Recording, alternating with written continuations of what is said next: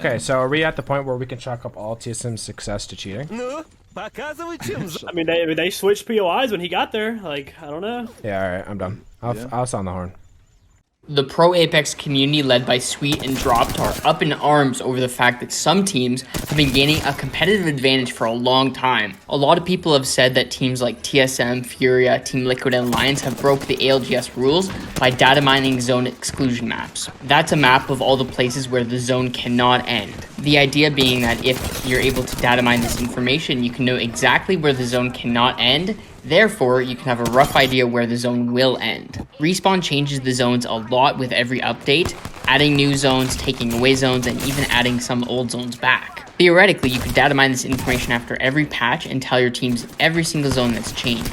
Sweet has confirmed that he spoke to Respawn and they're going to be looking into this issue. So we'll have to see if anything comes of this. To me, this was pretty blown out of proportion. I'm pretty sure nobody will be kicked out of Pro League for this. The main reason that this isn't a big deal is that all of the information the analysts have been getting is all publicly available if you know what you're doing. From what I understand, you have to have some knowledge of coding to get this information. These analysts are data mining the exact same information that skins get leaked from every season. In most cases, this information won't give you a huge competitive advantage, but there is one situation where it could. Here's a clip of Sweet and Drop talking about that situation. For example, like we land Lava Fissure. If I have a data miner that tells me, all right, this ending at Lava Fissure doesn't happen anymore, you know, rather than me having to experience it in tournaments, because like it's like I can just automatically be getting high point games, not having to, you know, make mistakes on zone reads. Well, like exactly, like that game. You know, what game hasn't been around for a while. Drop is the game that ends on the A-frame in Lava Fissure. Exactly, that the two-story. Yeah, and we always would take that because you remember how many times it would pull up to that building every fucking time, and now it doesn't. And it's like if I have a data miner that tells me, all right, that ending isn't in the game anymore,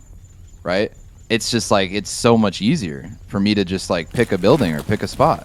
Well, it happens when like it best helps when the game is immediately ending next to your POI. Like if it's ending in staging and I know for a fact that the game that shifts like north on the tracks that ends like with the bridge, you know, like both sides of the bridge, if that zone's not there and if like a couple other ones, then I can better pick where I'm going to be at.